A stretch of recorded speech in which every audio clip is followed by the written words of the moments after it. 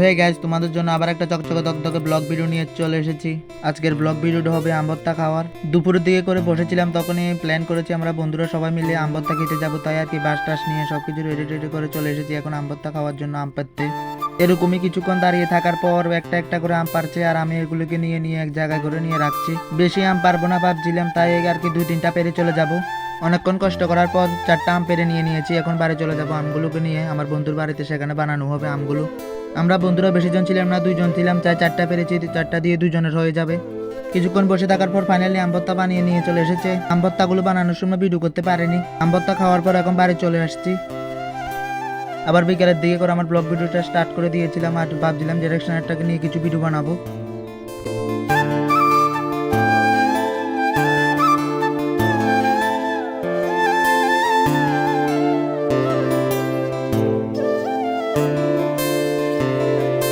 তোমরা আমার আগের ব্লগ ভিডিওগুলোতে দেখেছিলে আমাদের বাড়িতে কিছু গাছ লাগিয়েছিলাম, সেগুলো এখন বড় হয়ে গিয়েছে, তাই তোমাদেরকে হালকা করে দেখাচ্ছি।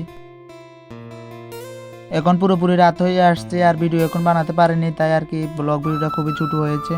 আজকের আমার ব্লগ ভিডিওটা এখানে শেষ করছি।